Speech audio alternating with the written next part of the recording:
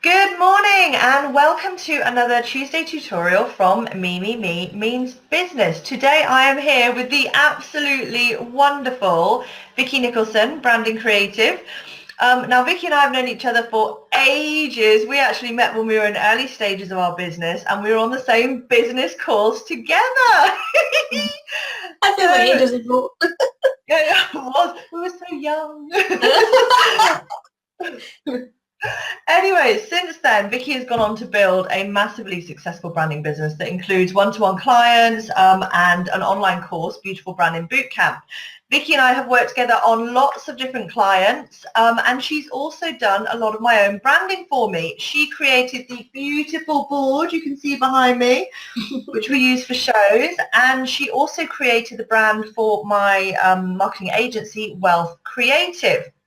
In addition to that, I've also done Vicky's online branding bootcamp, and I thought she'd be a marvelous person to come on and talk to us today about how to build your own well-being brand. Because let's face it, having a standout brand is pretty important, isn't it, Vicky? Absolutely, and that's just part of the thing that some people think it's maybe a bit of an afterthought, and they do think of it as an afterthought, and unfortunately it's the part that then they go, oh, maybe a few months down the line they go, should have done that right to start with.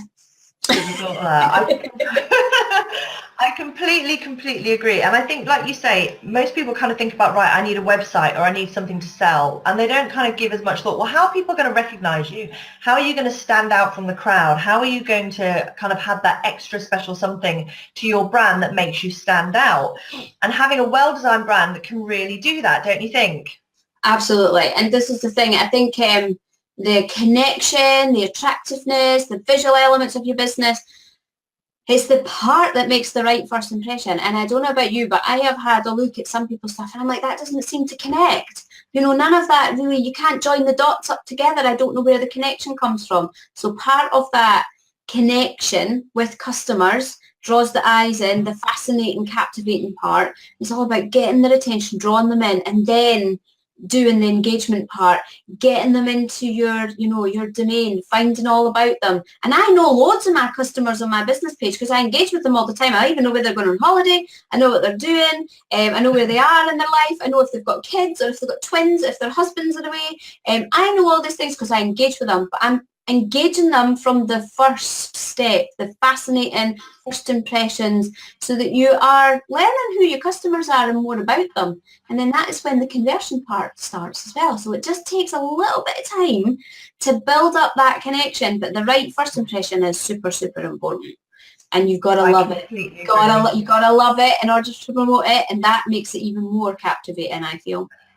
I think that, and I think it's a really interesting point. I think so. A lot of people start off with their own business. I know I certainly did. And you think to yourself, okay, so I need a logo, but I can't afford to pay someone a huge amount of money to do it. So what you do is you end up trying to create your own logo on Canva or PicMonkey or something like that. But most of the time we end up with something that's it's okay.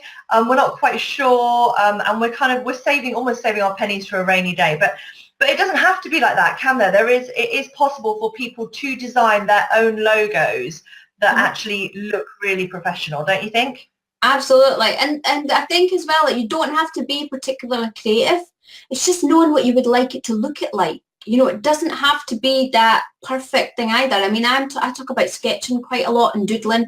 It can kind of set your creativity free. It does not have to be perfect. Not only that, it doesn't need to be icon based either. So an icon is like a little emblem or a symbol or a sign that you want from it. It could be a text based logo that you have that then connects with it. It could be about the font that you choose for that. It could be, the right movement, the right feeling. So for instance, I know it's probably running before we can walk, but fonts have this great ability to inject heaps and heaps of personality and vitality into a lot of health and well-being businesses. You talk about being, like even if you're a holistic business as well, talk about being like free flowing and full of life and joyfulness and how you feel transformed. Fonts that have bounds, which go up and down, they have loads of flow like that, are amazing at injecting that personality and that life force into your actual brand. Because if you talk about transformation, then that sense of freedom in a font can just capture it in a nutshell. It's just really clever. Fonts are super clever for doing that. You do not have to do the overcomplicated stuff. Keeping it simple can sometimes be the best formula. Okay, right. So let's say then we've got a lovely lady or man on this page who has just started their business and they're like, right, I need a logo, I need a brand. I need to do it myself. I can't afford someone to do it for me. Where do they start? What should they start with? So the first things that I always get my own customers to do is to think about what they like, what they don't like. And that goes for the visual stuff. What are they drawn to? What are they not drawn to? That's the external stuff. The internal stuff is who they are. What are their values? What are the things they hold true to themselves?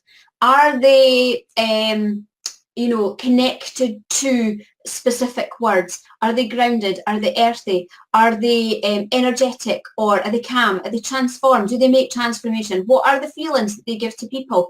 What are the key words that some people talk, whenever like I talk with yourself, Kerry, I always say, oh my gosh, you're so clever at this stuff. I talk about you being clever and an expert. So if you're clever and expert, then those would be your guiding lights. What those words are key. Okay. So then what other things do? I am about expression and self-expression. I get people to think differently. These are my key words. So then those are the internal things. So how can I align the internal with the external? What kind of colours would inject that excitement and vitality or the change in my business? So it's about alignment and connecting the dots. The internal work is so important. The values, your personality, who you are as a person, really getting to grips with who you are as a brand and a business before the external part can come, because that is the part whenever the two align and the dots all connect, which is super clever. I agree. I think it's really, really important, because at the end of the day, if you are very calm and you're very collected and you're very natural, there is no point designing a logo in hot pink that says exciting and buzzy and flamboyant, is there? No. Okay, so I really like what you said about colours. I think colours are really, really important. So for example, on Me, we use lots of reds and oranges and yellow, really kind of positive colours. These are colours associated with happiness. These are colours associated with passion, and that's because we're really passionate about well-being. We want positivity, we want self-care, we want excitement, and we want a really full, happy life. So, what sort of colours, because different colours mean different things, don't they? Mm-hmm. Yeah, so if you think about the greens, which are more sort of natural based, you could go to the reds, for instance, which are more like passion based. They have that fiery type, sort of like deep-seated passion. It could be that you are a sex therapist, for instance. If you are, then reds work really well for that business. However, things like black, the really dreary stuff is not going to work for that. You think about the sunshine colours. If you look at the yellows, for instance, because yellow, there's a lot of like yellow and mustards in your colour. It is about that whoosh and joyful feeling. It's about making a difference. So if you are a transformational coach, or if you are even therapists, who talk about being full of joy or life and happiness, or it's all this sort of like, it's just being connected to your industry type, but also having your own twist on it. Because this is sometimes what happens with people, is that people get stuck in an industry type color-based palette. So I was just about to say that, yeah. And that is a massive thing that people tend to get stuck in. So like if you are an osteopath, for instance, you do not have to be in a sea of green and blues. What about flipping it up? How can other colours can you inject into your brand to make it truly yours, to make it not look like other people, to make you stand out? And sometimes flipping that and adding an injection of maybe 2 or 3 different colours can really open up your palette of possibility, your imagery type, connecting your images with your textual-based content as well. It's so important. So you do not have to do the norm. I'm all for not doing the norm. You do not have to stay in your lane. You can do something that's a bit different. I think that's a great point. And it is really important to stand out. So like you say, if you are a nutritional therapist and you're literally surrounded by brands that are in different shades of green, and you go for something a little bit different, such as orange or yellows or something like that, it really gives you the opportunity to stand out, doesn't it? Massively, yeah, hugely. And I think, you know, we tend to, especially like you see a lot of creatives, and maybe yoga is all quite a lot of it is quite purple. It does not have to be that way. You can be your own person and put your own unique spin on it by adding different tones of zest and vitality. So it could be that you know, mix the purple with a teal and a bright green, and therefore you've got a beautiful palette there that really opens up, and then you've got imagery that can, you know, align with that. It does not have to you don't have to do the normal. And this is the thing, you don't have to stick to rules. Design is about doing what you love, finding what you love and doing it really well. It doesn't have to be stuck to guidelines. Okay, brilliant. Okay, so here's a problem then.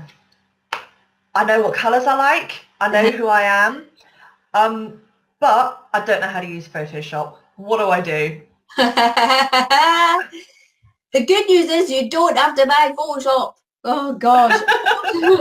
Photoshop is really, you'll be surprised to hear this, right? But as a designer, I don't use Photoshop every day. I use it for a couple of customers. It's not something, I am not a Photoshop expert. I am a graphic designer. So therefore, the pieces of software that I stick to are things like Illustrator and InDesign. There are gorgeous tools out there that replicate tools like Adobe. There are a couple of ones called Inkscape. You can use Canva. You can use PicMonkey. PicMonkey is an excellent photo touch-up tool. Over everything else, I would say that PicMonkey is great. There's another bit of kit called LunaPic. There are so many bits of stuff out there that are free to use. I know PicMonkey isn't free anymore. It used to be, but you have to sign up now and do the monthly thing if you want to download any of the designs. But Canva is free. You can go away and have a play. It doesn't do the photo touch-up stuff. So Photoshop really is for touching up. It's really for, you know, making things look different. There are so many tools out there on tablet, on iPhone, on your desktop that will do the same job and replicate. You do not have to spend that amount of money to go away and do it. Because like I say, even as a designer, I'm not using Photoshop every day. So you don't need to either. No, I think one of my favorite tools is Canva, and I think one of the reasons I think Canva is my favorite is that you can kind of, once you've created your logo in there, you can re-import it, but not only that, but you can send, you can then use Canva to do all your different branding elements, because branding doesn't just start and end with your logo, does it? Doesn't at all. The thing is, I know that whenever like I work one-to-one with my clients, what we do is we develop, you know, the actual bare bones of where they are in their business. We look at their values and how we want that to reflect in the outside. We do the logo stuff and all the gorgeous design elements and the style and look at that. But then we got to style every other part of their business. So your logo's like in the middle, and think of it like a little sprouting flower where this is the seed, and then everything else starts to grow off the back of it. And all those elements are easily managed by gorgeous bits of software. And I so wish I'd developed Canva myself. You know, one of those things that you could have done. I wish that was me that had thought that. That enables you to create ebooks, to do mock-ups, to create overlays on computers, import your own images, import free images from Pixabay. You know, there are so many things you can do in there, like your Facebook advertising, you can do your YouTube banners. Oh, it's just incredible. It's such an amazing, powerful bit of kit. And you can share your designs. You can do team designs with people. It's great. Yeah. Yep, I have a paid for Canva account, and I think it's just literally the best thing I ever did. It's only about $9.99 a month, which is about £7 or £8. And one of my favorite tools is the Magic Resize. So I can do a graphic for Facebook, and then with one click I can change it to Instagram, Twitter, that sort of thing. I think that's a really useful tool. You also get lots and lots of free images. Now, images are another thing. When we think about our brand, when we're creating memes, when we're putting images on our website, you know, there are a lot of choices we have to make. And it's important, I think, that your brand is reflected in not just your logo, not just your fonts and colors, but also in the images you use on your website and on your social media graphics. Do you agree? Oh, completely, because I have some customers who really struggle to align their content with who they are as a business. So I had one of my girls do this. I have a boot camp. So within my boot camp, I had one of my girls do this exercise, and I said to her, give me your like 5 keywords. What is it about? And she talked about being free, setting people free, having time off. She transforms their time and it allows them to do other things. So she was a VA, right? Now I said to her, what you're talking about there is about being free. And whenever I look at what you're talking about, you could use hot air balloons or balloons because it's about being free-spirited and it takes you anywhere and they can go away and travel. And why don't you think about hot air balloons or balloons, for instance, because it's just about that light freedom element. She was like, oh my gosh, that would work so well for my brand. And that's what she did. You know, you can look at images that align with what you do. So whenever we talk about things like maybe creativity and how you change people's businesses, if you are a VA, for instance, and you like to do multiple different tasks, you could talk about being a chameleon and use lots of chameleons and coloured chameleons within your actual business, because then that it kind of signifies what you do, how you ever change into all the different tasks that you can do. It's not about thinking about using the same images. The flat lay desktop images are beautiful. Don't get me wrong. I'm all for them. I think what they do is a great job. However, everybody uses them, they don't know. You do not have to use what everybody else is using. Because everybody else is using them, that's a great excuse not to. They work sometimes and for certain things. I use them, but in a really colourful way on my blogs. And I have been known to use them to start with. And do you know what? They are beautiful and they work really well. See photographers and stuff. And, you know, if you do have that very clean, tidy desk. But if you don't, like me, it's a misrepresentation of who I am as a brand and a business. And that, you know, I've talked about this at the beginning about connection and being in alignment. You do not have to use those normal templates. You know, they are not, find what you like. If you like using landscapes and space, then use that. If you are a law of attraction coach, then it works really well for you to use galaxies and beautiful skies, but you talk about being grounded and earthy, so it could be the blues and greens that you use, and you talk about being connected to the earth and to the salt, or it could be that you use beachy images and that you're connected to the beach and you love the sea and that kind of thing. So it does not have to be this, like, don't do the norm. You don't have to do that, but connecting to your content and who you are and your values is really, really important. Yeah, I think that connection is really important as well, because I think once you've really nailed your brand and once you've kind of connected it, I think it becomes possible for people to recognize you no matter what you do. Mm-hmm. So for example, I recognize your brand very easily from the hot pinks and the blacks. The lovely Becky of Infinity, I recognize her brand from the lovely kind of splash of color. Emma Holmes, the black with the brightness. You know, once you get to know that person's brand, suddenly you start to see it everywhere because you realize how it's all connected, and that's really important, isn't it? Oh, absolutely, yeah. And see, that's what you've just said there, is like, get to know you. It's about building that up. So once you launch a brand, people are like, oh, those are just launched, and you're like, right, so what do you want now to happen? Well, you have to keep pushing it out, and then you have to keep promoting yourself, and you have to put your logo on everything, because the more and more that people see you, then the more and more they get to know you. A brand just doesn't launch and then an overnight success, and I talk about this a lot because I've seen these get rich and content too, yeah. And you could be $1 million. I've written 3 blogs. Why don't I have 10,000 followers? I know. And you know what? I'm pictured here with this Ferrari. I've just hired it for the day. It's a load of nonsense. So absolutely. And I'm all for building your brand really naturally, doing it the right way.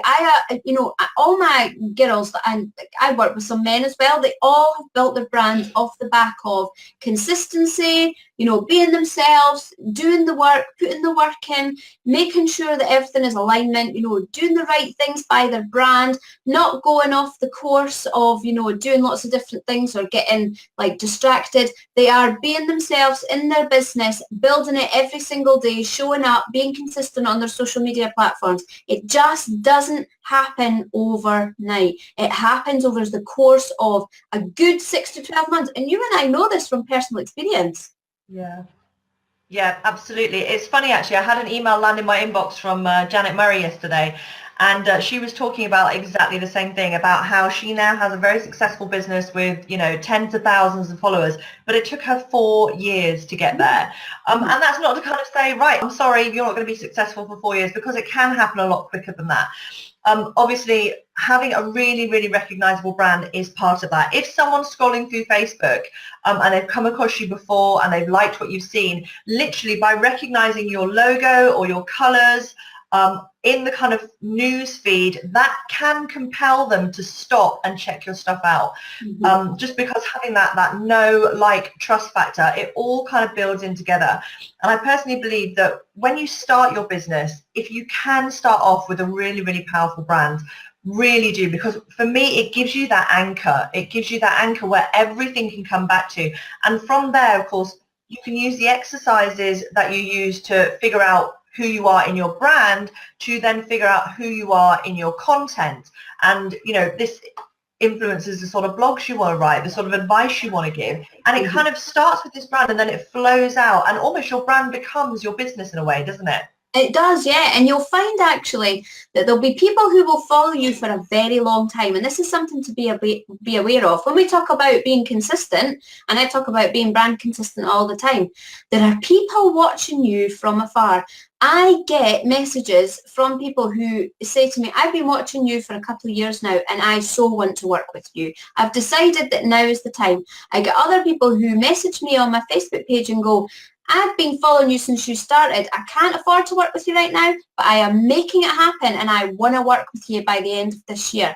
People are always watching. They will fall in love with you from the get-go, and if you keep showing up, it's whenever people will love and love and love and love you more, because you're showing up, you're being consistent, you're being yourself, you know, you're injecting your personality, and being you within your brand is super important. I know we haven't talked about that, but everyone's like, oh, I don't want to be me, and it's dead scary. Why not? Just be yourself, because it's the most attractive form of being unique. It really is. People will buy into you. People buy into you because they love you, and they'll love the way you talk, and they love the way you write, and like if it's natural, or if it's funny, or if it's quirky, and they just love all of that. People will love you for you being you. And I think it's really important as well, because if you are trying to be someone you're not, first of all, eventually you're going to get found out. So, for example, you know, if you write content for your website that's really posh and stuffy and full of long words, and then someone talks to you on a Facebook Live or has a Skype consultation with you, and you're completely different, they're going to kind of think, well, hold on, this is not what I expected. This is not who I signed up to work with. So I think, yeah, honesty is really important. And yes, you know, your brand, your business, and you. There will always be people who love you and people who don't. There will always be people who are attracted to you and people who are not. And I think it's really, really, really important to be brave and to be honest and to create a brand that really, really, not a brand that, oh my God, everybody's got to love this. I've got to create something that everybody will love. So I've got to use green because everyone loves green. And I'm a nutritional therapist, so I've got to use a leaf because that's what people recognize. And that way loads of people will like my brand. Or again, I've heard people say, I really want to work with women. I don't want to use pink in my logo because I think men won't like it. I mean, what do you do when you've got those sort of thoughts in your head?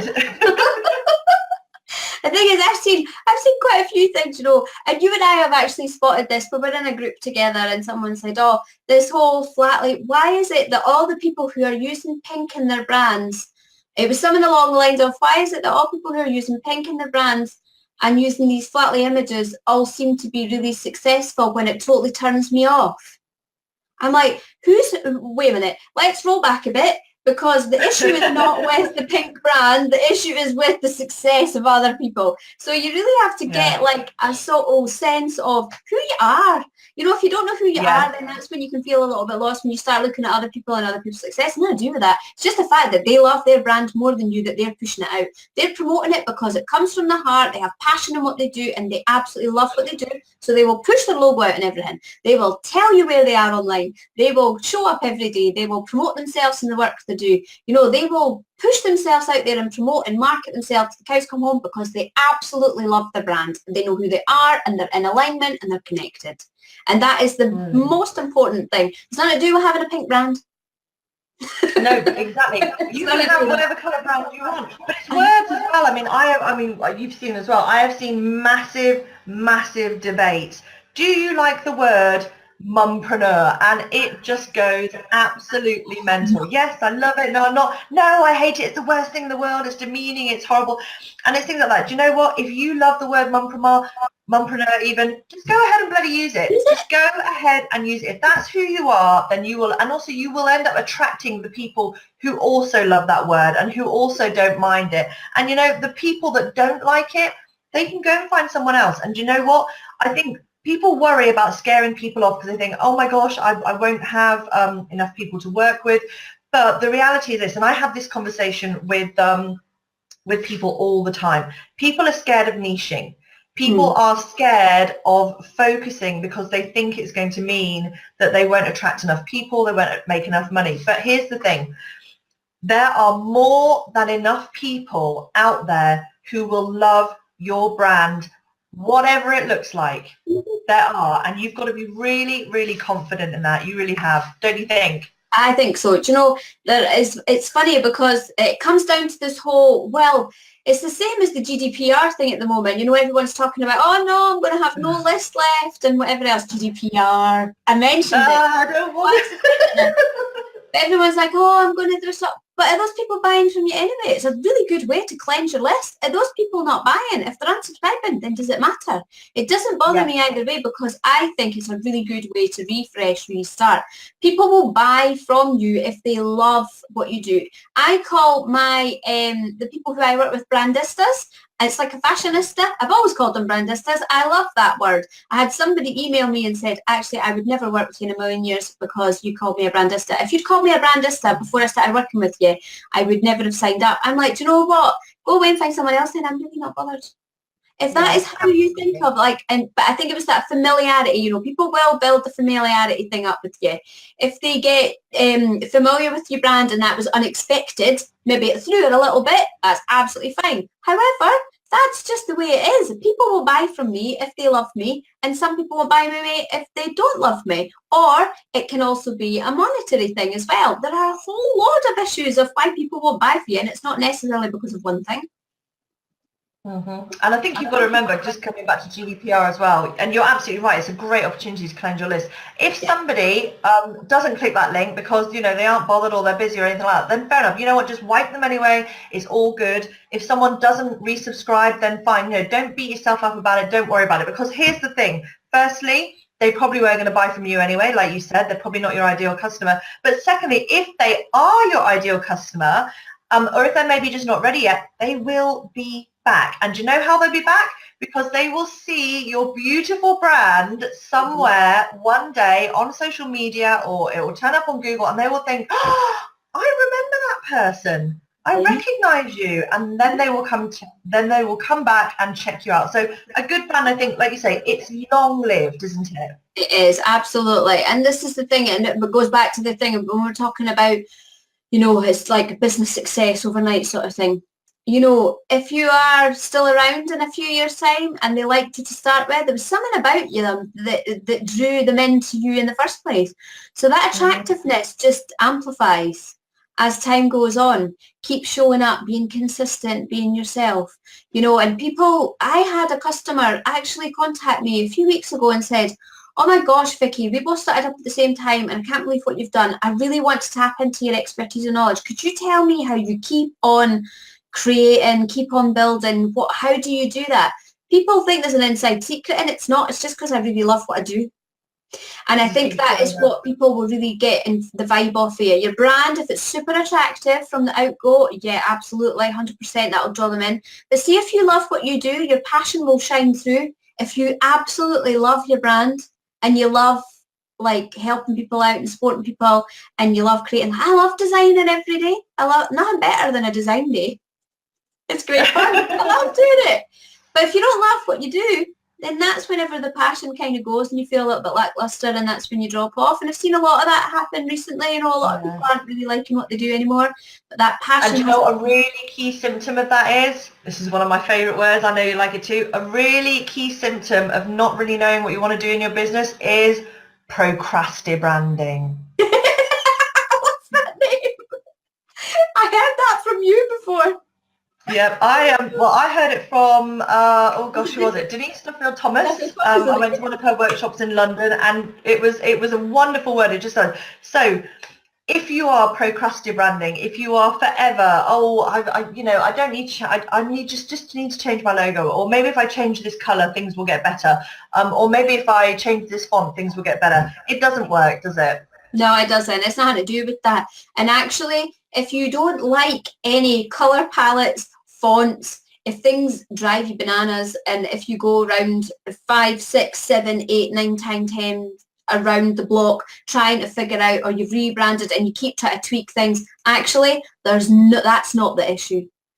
That the brand is not the issue. It's the falling out of love with your business that's the issue. It's nothing to do with branding. I've seen a couple of people who we first joined up together with who've been faffing around for the last 4 years, 3, 4 years with a brand and thinking that it's colours and fonts that are the issue, and it's absolutely not the issue. It's to do with loving what you do.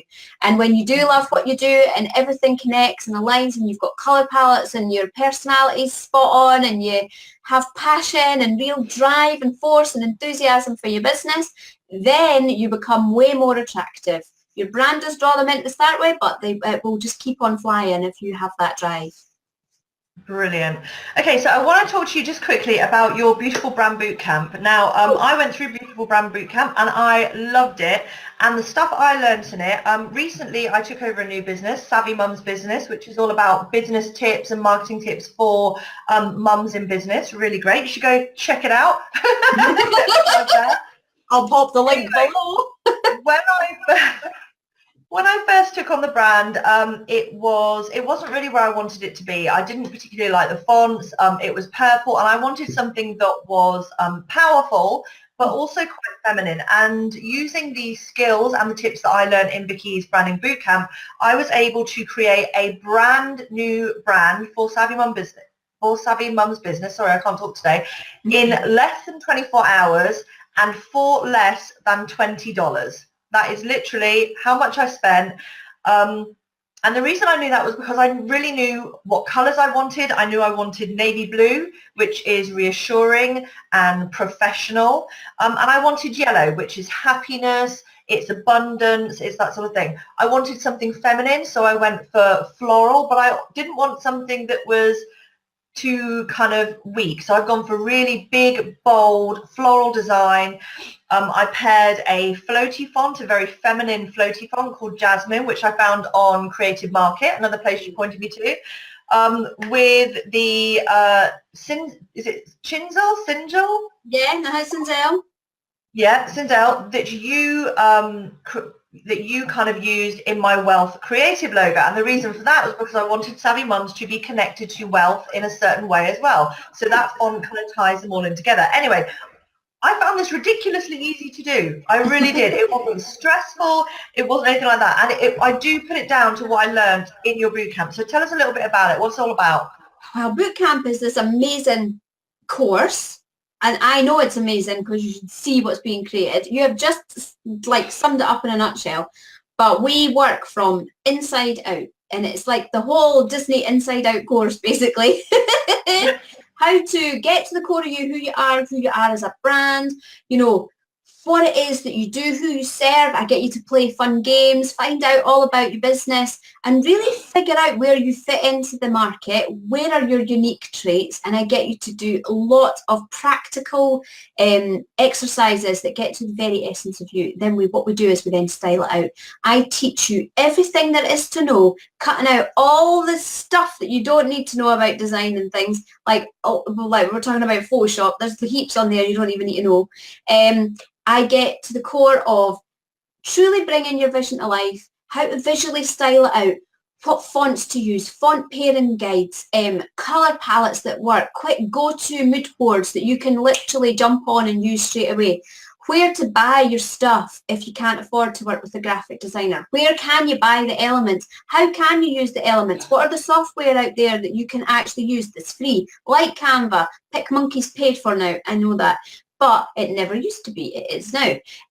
You know, other bits and kits that are things like Inkscape, which are free, that look like Illustrator and work like Illustrator, that you can, you know, create logos for signage and for embroidery and all sorts of stuff. It's like amazing. You can do your logo and convert it into what we call a vector. I teach you all about file types, how to work with a printer, how to set business cards up for printing. I've got a girl in my course who actually has a physical business, so she has designed all her labels for her products. She has, it's the Malden Soap Company. She's done all the labels for all her packaging, business cards, ingredient labels. I mean, she does workshops and brochures and postcards, and I mean, you name it, she does it. I teach you everything about colour, fonts, imagery, how to align your imagery, how to find, how to use, and I get, just so much in it. It's unbelievable. There are over 200 videos, but literally 20 minutes of those videos is really all you need to get started to really make a difference.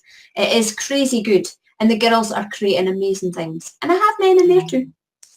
Brilliant. Well, listen, we'll put a link in the comments for anyone that does want to check out a few details about those courses. So thanks. All right, so let's just finish off. Okay, give me your top 3 tips for anyone out there who wants to create their own wellbeing brand. Top 3. So top 3 is know who you are, who you serve, and what you're all about.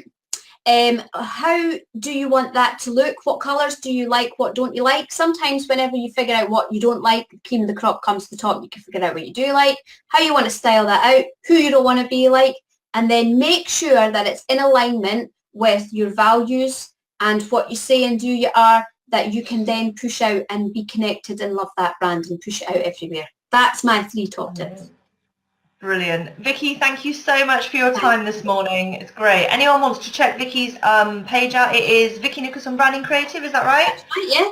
Brilliant. And she posts loads of excellent tips on there. Fantastic. Vicky also has a couple of blogs on the Me's Business website, so go ahead and check them out. One of the really useful ones actually is 6 places to find free stock images, which is great, and I found that really, really useful. So go ahead and check that out. Brilliant. Vicky, thanks for your time this morning. It's lovely for you to join us. We'll speak to you again soon. Thanks. Bye. Bye.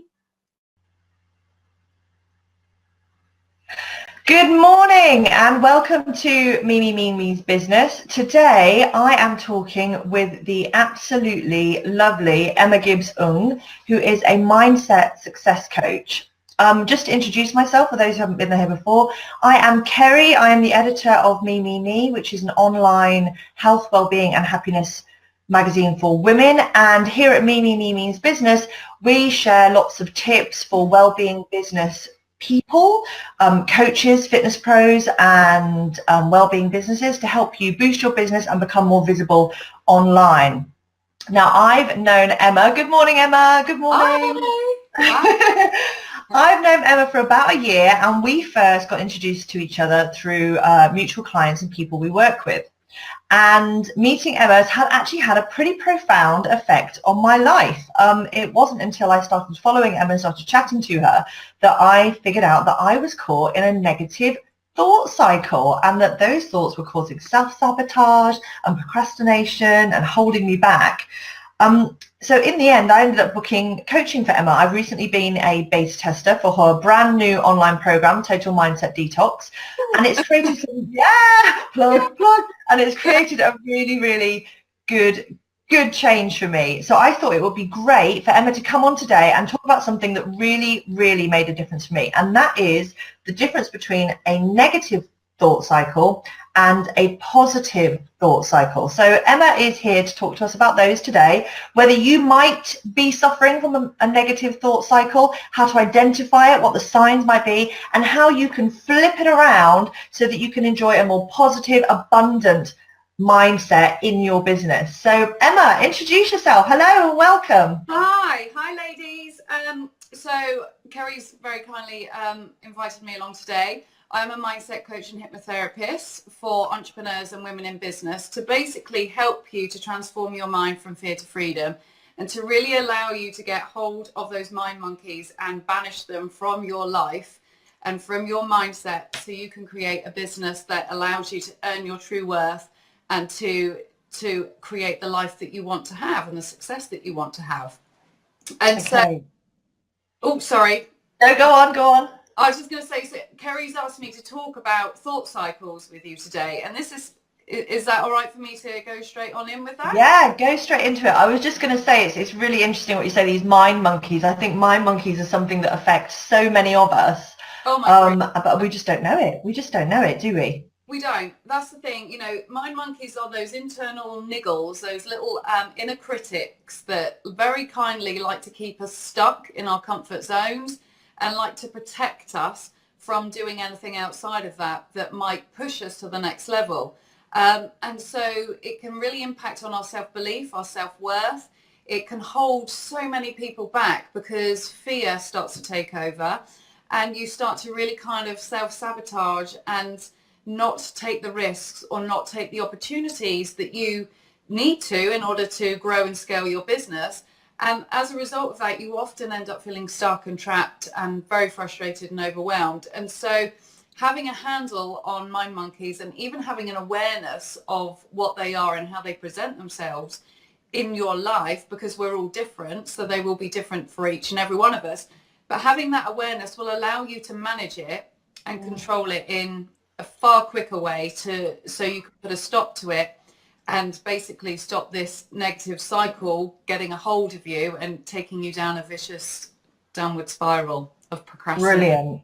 Okay, so what is a negative thought cycle then? What does it look like? How would you describe it? So the reality is our thoughts, our mindset will drive every decision, every action, every choice that we make. And it is at the heart of every problem and every solution. The reality is we don't often know how to handle our mindsets, but in business and in success, it's 80% of that success is down to mindset, 20% strategy. And the truth is that if you are subconsciously focusing on a negative mindset, i.e. you're focusing on all the things that aren't going right for you, you're focusing on the lack of money that you perhaps are generating, you're focusing on the lack of clients, focusing on the lack of progress or the lack of time that you might have, this is an indicator of a negative thought cycle. And unfortunately, our thoughts will then trigger our our feelings, our results and our actions. And it then starts to create a really vicious cycle that I see a lot of people entering and then struggle to get out of it because they just don't know how and they don't really understand what's going on. So if I give you an example of money, because money seems to be quite a big issue that a lot of people have. But if it's certainly something I struggle with, yeah. And if you find yourself saying, I can't afford to, I've got no money, I find it really hard to make money, I find it really hard to invoice clients, whatever it may be, that will impact on your feelings. As a result of I can't do this and I'm focusing on lack, you will start to feel overwhelmed, you'll start to feel trapped, you'll start to feel inadequate, maybe a bit of a failure, frustrated, overwhelmed, all of those horrible feelings that we just don't want.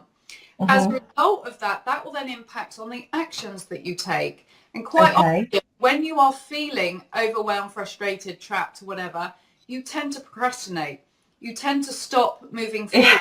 And a lot of my clients' businesses kind of get to a stagnant position because they're too focused on lack and on all the things that aren't happening, that they're struggling to find the motivation to take action to get them out of that rut. And so it's funny you should say that. Sorry. I'll just say it's funny you should say that because I recently talked about making videos for your Facebook page like this one with one wonderful group of parenting businesses here in Norfolk, and it was quite funny. The biggest thing that came up was that they just didn't want to make a video because they just didn't want to be seen live or even recorded on their Facebook page. So because they didn't want to do it or because they were confused about maybe the technology they had to use, they were just kind of going, well, I'll leave it for another day. I'll leave it for another day. I'll just leave it. And it ended up to the point where they weren't doing it at all. But then they were feeling guilty about not doing it. Yeah. And that just made them feel worse. And then they were just and then they just felt even worse. So they, their self-confidence plummeted. So they definitely didn't want to do a live broadcast then. And it's a really vicious circle, isn't it? It is, because it impacts on everything. You know, how life is 10% what happens and 90% how you respond to it. And that is driven by your thought process and your choices, directed by your mindset. And so, you know, if you are feeling these emotions, these negative emotions, you're not going to have the enthusiasm or the drive or the focus to take action on a day-to-day basis. And like you just said, you know, people will put off till tomorrow, I'll do it tomorrow, I'll do it next week, and then a month's gone by or 3 months has gone by and nothing's changed. And that's the thing, the results are that nothing changes, nothing moves forward. The only thing that actually comes as a result of all of this is you're reinforcing your original thought of, I can't afford to do this, because you're not generating the income and the growth in your business to allow you to think outside of that. And so absolutely. Yeah, so every thought is driven, it impacts your feelings, impacts your actions, impacts your results. If you're putting everything off until tomorrow or next month, your results will stay the same. That will reinforce your original thought, reinforce your feelings, your actions, your results. And we will just go round and round in ever increasing circles, feeling more and more inadequate and frustrated. And I've seen people step away from their business as a result of that. Oh gosh, that's quite serious. Gosh. The truth is, you know, if you can get your mindset focused on the things that you want, the outcomes that you want, then you start to make shifts. But all the while that you are so blinkered on lack and all the things that aren't happening, you are just unfortunately going to attract a lot more of that. You know, with the whole law of attraction and with the universe, I'm a massive fan of them. But the reality is energy follows thought. And so if you are focusing on lack and you are focusing on all the things you can't do, you will be reinforced by these thoughts, by the universe, because they'll show you more things that you can't do. Okay. So basically, if we're procrastinating, if we're putting things off, if we're kind of, you know, putting things to the bottom of our to-do list and we're feeling bad about it, chances are we're stuck in a negative thought cycle. 100%. If procrastination is becoming your best friend and it's something that you do a lot, or if you find yourself saying, I can't, you know, I can't do this, I haven't got time, I'm not as good as so-and-so, I'll never get the results as so-and-so, they are all negative thoughts that are going to create this negative cycle. Okay. Now, of that is absolutely key to start to break it, because if you are aware of the triggers that cause these thoughts, then you can manage them a lot easier and a lot quicker. But also you can start to identify where these are coming from, and that's when you can start to do the inner work, which I'll talk about a little bit later on. Okay. But with regards to breaking that cycle and shifting it, that does come from awareness, but it comes from allowing yourself to focus on the right things. So as entrepreneurs and as women in business, we want results, right? We want to make more money. We want to grow our business. We want to create a lifestyle that allows us to spend time with our families, to juggle everything, but to juggle it in a calm, relaxed way as much as you can. Yeah. So the way to do that is to start to break everything down to priority goals, 90-day chunks, 30-day chunks, whatever it may be, and start to really focus on the what and the why, what you want to achieve and why you want to achieve it. And your mind to be really, really driven about that. And then start to create positive affirmations that are in line with these goals, because there's nothing more powerful than our voice. And if you're constantly saying, I can't do this, the universe is going to say, no, you can't, and I'm going to show you why you can't. But if you say, you know, I always have enough money, I've always got enough time, I'm successful in everything that I do, money comes to me easily and quickly, you will start to feel a lot better. So you will start to feel more confident, more motivated, more focused. Everything doesn't feel like an uphill struggle because you've broken stuff down to manageable chunks. And so it suddenly becomes a lot more achievable. So you feel ready to take action. That action allows you, because you've broken it down, allows you to break it down, allows you to make it daily goals, weekly goals, monthly goals, all in alignment with your end goal. It's allowing you to monitor and monitor your progression, see what's working, what's not, for a start, but to take action every day. And that's what Great. you do. So procrastination suddenly disappears because you haven't got a whole mountain to climb. You've just got an email to send, or a connection you need to make, or you need to do Yeah. Facebook Live, or reach some clients, you know. So Yeah. suddenly it just seems a lot lighter. As a result of that, you take action, so you start to grow your business, you start to attract more abundance, you start to create a flow that allows ideas to come into your life, opportunities to come into your life, and to just grow your business and move it forward. Because if we are staying still or going backwards, I think Tony Robbins said, if you're not growing, you're dying. And that's true. Harsh but true. But Harsh but true, yes. if your business isn't growing, it's stagnant, and what comes with stagnantness is blocks. You know, blocks in flow, Yeah. ideas, blocks in creativity, blocks in belief in yourself, blocks in, you know, in your money and that sort of stuff. Well, But they do say if you do what you've always done, you will get what you've always got. 100% right. Equally, if you think you can and you think you can't, you're right. The truth is, you know, we are all walking examples of how mindsets work on the negative front. You know, we are always our first critic. We're always the first person to put ourselves down and to question our abilities. And that then shows in the outcomes. So for me, it shows that this stuff works, but it's just working in the negative, and we want to flip that. And so by having positive affirmations, really breaking your goals down to beautiful little achievable chunks, will really help you to focus on the right things. Because when you're focusing on that outcome, there's very little space for the mind monkeys to come in, because you've just got one or two things that you need to do, and it's okay, you can do that.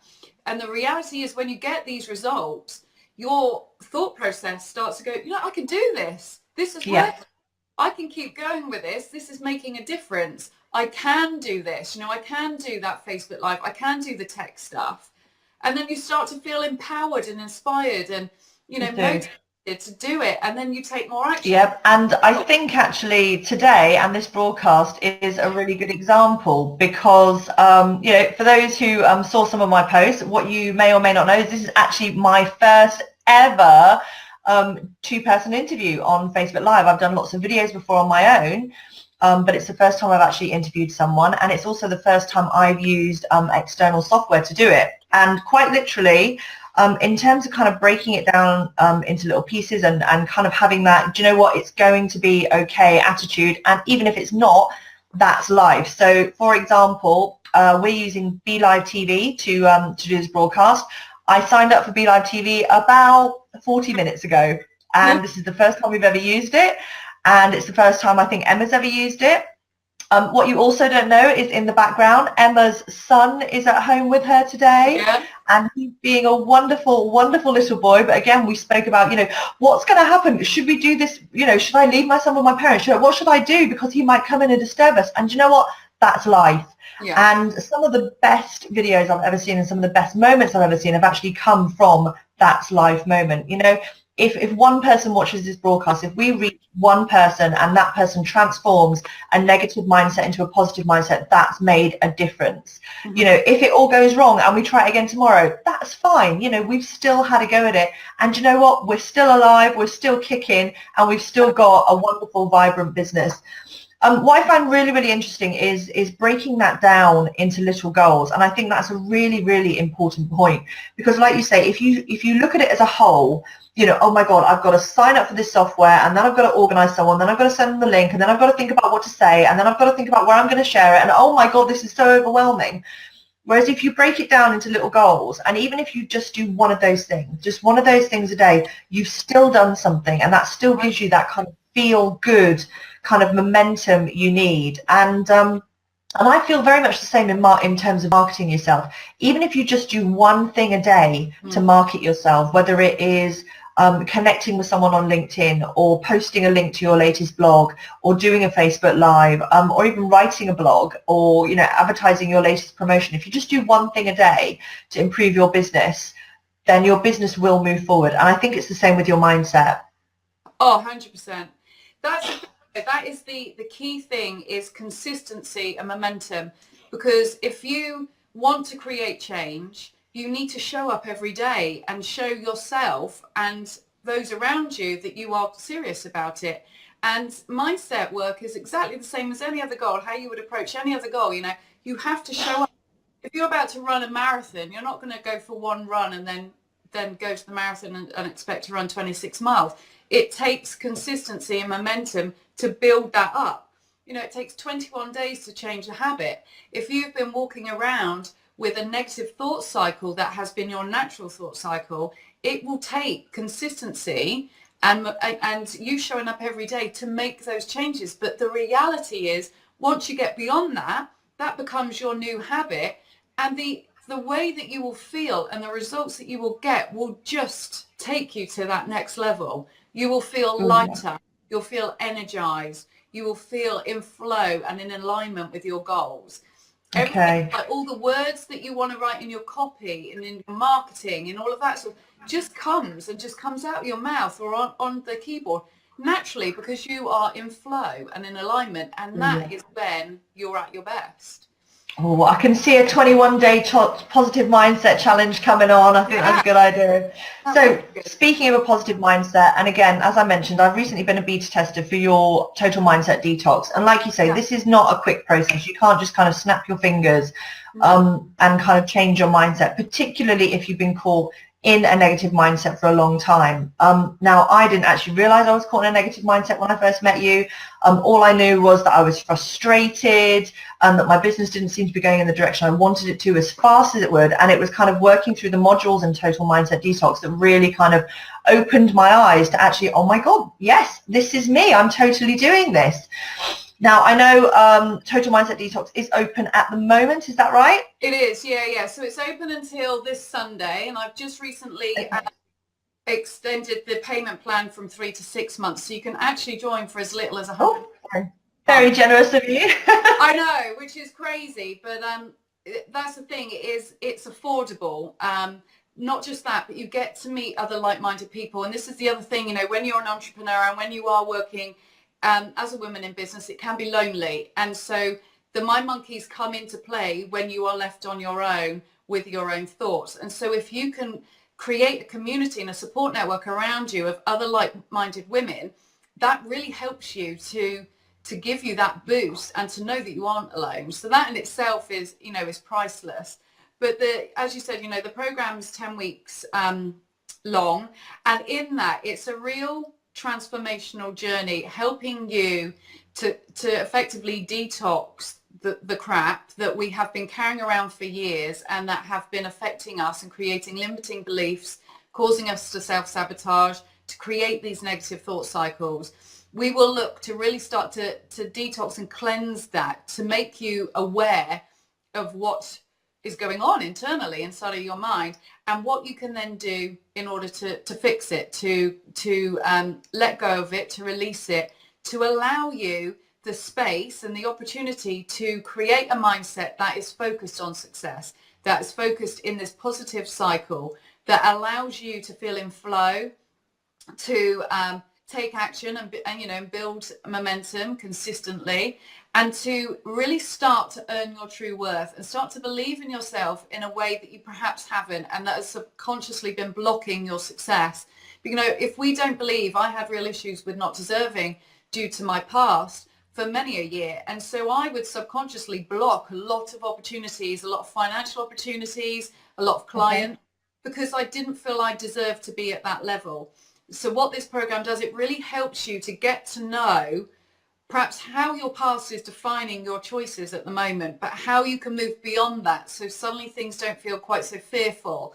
All of a sudden you have this belief in your abilities and you trust your intuition, and you break everything down in a way that is manageable, that allows you to focus on the right things and to really rewrite your story, to allow you to expand, grow and scale your business in the way that you want to maybe up your prices and start charging your worth and start generating that income that you know that you have in you, but you've been too scared to ask for or to believe in, and so it's been holding you back. So it's really an amazing transformational program that will just help you feel lighter, feel energized, to trust in yourself, to fall back in love with your business, to fall back in love with yourself to some level and really give yourself that full permission to go and get the, grab your dreams with both hands and bloody get them, because you can. Yeah.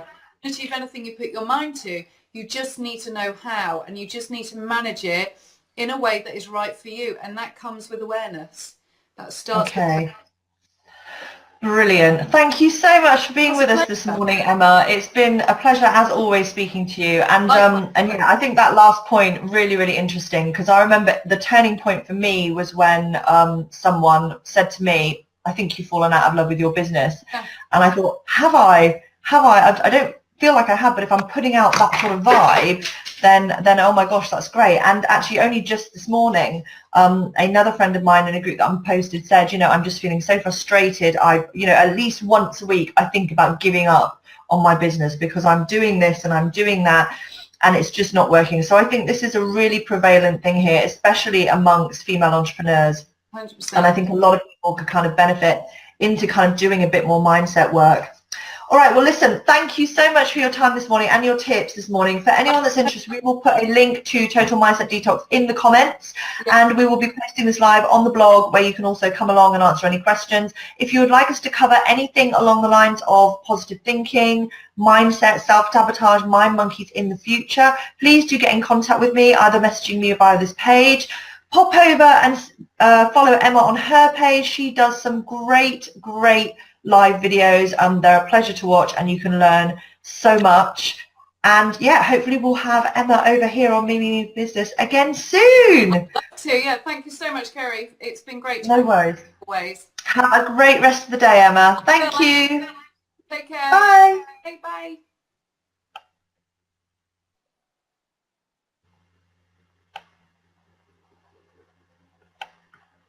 Hi there and welcome to the latest Tutorial Tuesday from Me Means Business. I'm Kerry. Hello to any new people who are new to the page. Me Means Business is a place for people in coaching, therapy, medical and well-being businesses to come and get all the tips and training they need to make their business a success. Now today I'm here with Helen Wilshire. Hello Helen. Hi Kerry. Hi. Helen is a customer experience expert, and you might be thinking, goodness me, what is one of those? But so let's start. If you want to stand out in a crowded market, and let's face it, many well-being areas are very crowded. There are umpteen massage therapists and nutritional therapists and well-being experts and healers and especially life coaches online and obviously in your local area. So how can you stand out? How can you make sure that people consider you above your competitors? Well, Helen specializes in teaching people how to create an absolutely amazing customer experience so that their customers feel valued, special, and they come back again and again to do business with you. So, hi Helen, do you want to say hello to everyone and introduce yourself? Hello, yes, thank you Kerry. It's lovely to be here. Thank you so much for inviting me on. And yeah, the client experience is such an important and integral part of businesses, and it's becoming more so every day. So yeah, it's a huge area, especially in the wellness industry. So like you said, we're all competing in busy businesses. We all have local competitors, and particularly if as a wellbeing expert you decide to go online and do an online course or program, it gets even more crowded, doesn't it? So why do you think customer service is an important part of the mix? Why is it something that that people should be focusing on? Because as you said earlier, there are so many people doing the same technical job as you. So whether it's a massage therapist or a manicurist or whatever it is, there's a lot of people out there actually doing the technical side of it. So the only way to stand out is through the experience that the clients have with your business. And bearing in mind that by 2020, it's all going to be more about how a client feels when they come and do business with you, whether that's online or offline. It's how you're going to make them feel rather than just the service or the price. Those are not going to be the most important factors. It's how they're feeling. And we all know it's something that you know subconsciously sometimes. You're not always aware until somebody actually points it out. But you go to this salon or that salon because of the way that you're made to feel. You're made to feel welcome. They remember who you are, they know your name, they know what treatments you're coming in for, they know how you like your coffee. It's all those sorts of things that make you feel important. So that's what I concentrate on, and it's looking at every step of the journey that the client has with your business. As you say, whether it's online or offline, it's still important online, and probably even more so because you don't have so much face-to-face. So doing things like videos where people actually get to see there is a real person behind that business, and it's not just about the content that you put out, but to actually be able to see a real person, to hear them. And it's so much different, isn't it, when you're connecting with people through a video rather than just looking at a photograph online. Yes, absolutely. And you and I both specialize in well-being businesses, don't we? And I think it's interesting because I think customer service is particularly important for well-being businesses, for therapy businesses, for coaching businesses, because a lot of the time customers are coming to these businesses to feel well, to feel better. And I think if they have a bad customer experience and you make them feel rushed or unwelcome, it could really, really impact on your business, can't it, as a well-being professional? Yes, because sometimes when people come, they're quite vulnerable, and quite often they will open up to us with problems. You know, even if we're not that type of therapist, I was a beauty therapist for years, and people will use you as their personal therapist, so they need to be able to feel safe, and they need to feel that you understand them and that you empathise with them. Maybe not sympathise, but empathise. So my background is in beauty. I've been a mobile therapist, I've worked in salons, clinics and spas, I've had my own business. So I've been through all the gamut of all the different ways of dealing with clients. And when I look back on the testimonials that I got from my clients, most of it is all about how they were made to feel and how special they were made to feel. They expect the treatment to be good because they're paying you for that, and that's your area of expertise. But it's when you can add that extra layer of the empathy and of the understanding and just making somebody feel special and valued, that's what will keep them coming back and keep them recommending other people to you. Brilliant. I think it's really interesting what you said, your mention about people wanting to be safe. I actually read a really interesting news story a few days ago from America, and it was talking about the relationship between hairstylists and their clients, and that relationship is so close and it's so full of trust that they're actually training hairstylists to spot signs of domestic abuse. I mean, how crazy is that? But also how much does it show how strong this relationship is between therapists and their clients? Yeah, it definitely is, and I think that's fantastic if they're starting to train people, because it is something that happens to you as a therapist or a hairstylist, and not everybody knows how to deal with it. You know, I've had some quite traumatic things that clients have confided in me about, and if you don't have the expertise to know how to deal with it, then there's a possibility you could make matters worse. So although it's not what we go into this business for, yes, we are there in a place of trust and people do trust us. So being able to not necessarily offer that as a service, but to be able to know how to deal with somebody, and as you say, to spot the signs, that just helps that person feel even more safe. Wonderful. So Helen, how can the lovely Me Means Business community of wellpreneurs, how can they put this into action? If they're sitting here now thinking, right, okay, I want to be the best known person for customer services in my area, what kind of tips can you give them to kind of easy to put into place? The easiest one is step into your customer's shoes. Okay. So if you've got a salon or a hairdresser or a bricks and mortar business, go and stand outside and look in from the outside. And it's really simple little things. When you've got your own business, it's so easy in the morning. You just unlock the door, rush in and get on with whatever you're doing. And you can let them actually look and say, okay, what makes somebody want to come into my business? So look at the outside, make sure there's not weeds, make sure that the posters are all clear and clean and not faded, and the windows are clean, and it looks appealing to start with, because it's all about all the senses that the clients use when they come into your business. So the first one obviously is sight, and then when they come in, what do they see? Are the seats comfortable? Have you allowed for the right seating for the age groups that you have? I know I used to That's have a interesting. Yeah, right. yeah, Sitting have a lot around of age age guys, group. and Yeah. there's lovely squishy sofas around, but these poor ladies, they're not going to be able to get out of them. So have you got chairs that have got good solid arms that they can get in and out of? What kind of smells are there in the salons? I think especially in hairdressers and nail salons, sometimes the smells can be quite overpowering. So what type of smells are there? What do your staff look like? Do you have a uniform or do you have a dress code? Is it easy for them to spot who's a member of staff? What kind of drinks do you offer? Are your towels clean and fresh and soft? There's all these little things, and I've noticed when I've gone into businesses that sometimes the business owners just don't see them. It's not that they don't care, but it's they're so busy doing the business that they forget to look at the surroundings. And if you have a beauty salon, lay on the couch and look up and are the light fittings clean or are there dead flies in there? Look at your business from the position that the client is in, not just you go in and you're looking at the couch and you're doing your job and you're coming out. Check the paintwork, check the skirting boards, all these little things that a client laying on your couch, they're aware of all this, they see all of this. So that's the kind of thing, is the easiest thing to do. Just look at it from a client's point of view.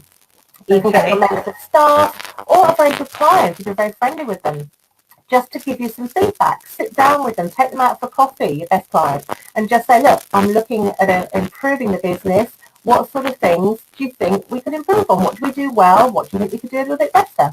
And ask your clients, because those are the ones that are experiencing your business. Those are the ones that are bringing new clients into you. And it's always better to get a client through a referral than it is by meeting them and going, I'm wonderful. If your clients are saying, oh, go to that salon, it's absolutely amazing, it just has more clout. So keep those clients happy. Lovely. I think it's especially important now as well now that we're living in an age of social media and online reviews, everything from Google My Business to Facebook pages, LinkedIn, and even for, big spa destinations, TripAdvisor, people can and do leave reviews for your business all over the internet. And I think it's really important that you kind of bear this in mind now, don't you think? It is, and also to ask your clients to do it. 9 times out of 10, people tend to put a bad review on, don't they? If they've had a bad experience, they will tell a lot more people. So it's really important that you actually ask and invite your clients that are happy with your service, please do go on and leave a review for me. Whether that's that you're offering them a little extra as an incentive to do that, but most of them, if you ask and they're happy with the service, they are more than happy to support, but you need to actually ask for the testimonial.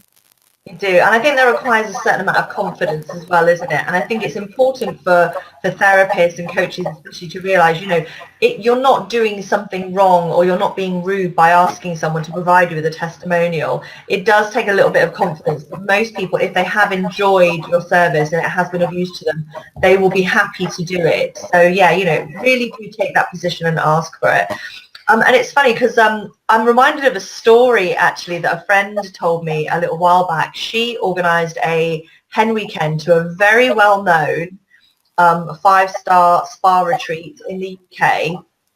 And she got there and the surroundings were beautiful. It was all lovely. But what they really had problems with were the people, the staff. They find the staff that were really rude.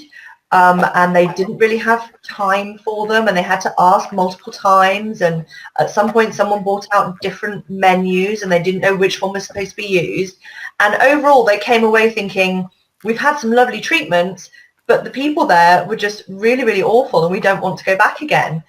So as well as, like you say, that kind of outside experience and that environmental experience, how important is it, do you think, to train your staff in good customer service? It is the most important thing, and I think it's something that's overlooked when people are employing staff, that they look to find a therapist or a hairdresser who has the right qualifications on paper. They might do a trade test to see whether they can actually technically do the treatment, but you can train people to do all those kinds of things. What you can't train is the attitude. So it's so important that you choose a team that fits in with the values that you have. and that you train your staff and that you lead by example as well. If the salon owner is always running around like a headless chicken, not paying attention to things, not dressing smartly, then the staff are going to look at that as, oh, well, that's how they appear in the salon, so clearly that's fine. Whereas if you lead from the front and you lead by example and you treat your staff well and the staff are happy, then the staff will treat your clients well, because as a salon owner, your staff are your clients. And it's so important to understand that. I mean, I've been into salons as well where all the staff do is moan about how badly they're treated, how awful the boss is, and that's all they're doing is moaning about the salon. And you don't want that. You want them to be bigging up you as a salon owner, or even not even discussing it. It's just they love their job and they want to give the best to their clients. So it's picking the right staff, making sure you choose them for their attitude and their the way that they relate to people. If rather than picking somebody who's excellent at their treatments, you can train them to be better at the treatments. But it is their attitude is going to be so important to maintaining and building your business, because bad staff will drive your business into the ground. Indeed, indeed. All right, so Helen, tell us a little bit about what you do then. How do you help people to kind of really get to grips with this customer service experience? There's several different ways that I can do it. I don't know about you, Kerry, but I'm really nosy and I love going around people's businesses. Having had my salon, I know what it's like, and I love going into salons, and I've done some secret shopper things where I can go in and have a treatment and talk to the staff and then do a feedback to the salon owner. So I'm going to be looking at every single aspect, every single touch point that I've had as a client with their business, and be able to feed that back to them. So that's one thing. And another thing is, as business owners, sometimes you get so buried in the actual doing the treatments, and I have to train a lot of salon owners that they need to step back. And it's a case of you start as a therapist, as I did, and then you try to be a therapist and a business owner. And that's where things get a little sticky. And I think you need to make a decision. You're either going to be a therapist or you're going to be a business owner. And if you choose the business owner, you need to step back from doing the treatments. And if you don't want to step back, then you need to get a manager in that's going to do that. Because otherwise there is nobody running the business. There's nobody steering the business. And that's where you get real big problems. It'll cause problems in your business. It'll cause problems to yourself.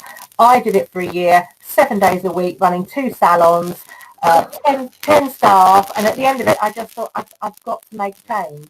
I love this business, but if I don't change something, I'm going to break. And so that's when I made a decision when I was in my business to step back from the treatment room and run the business from the front and not try and run it from the treatment room, because you just can't do both and do them well. Okay, wonderful. Helen, thank you so much. That's been an absolutely amazing chat. Thank you for your tips. I really appreciate it. So if you go over, if you head over to the Me Means Business blog, we have published an amazing article from Helen today where she shares even more tips about how to create an exceptional customer service experience for your clients. So please go over and check that out on the blog. And again, please do get in touch with Helen if you have any more questions. Post any questions in the thread below and we will be back in touch. Helen, thank you so much for your time today. Thank you, Kerry. It's been a pleasure. Wonderful. Thanks a lot. Bye for now.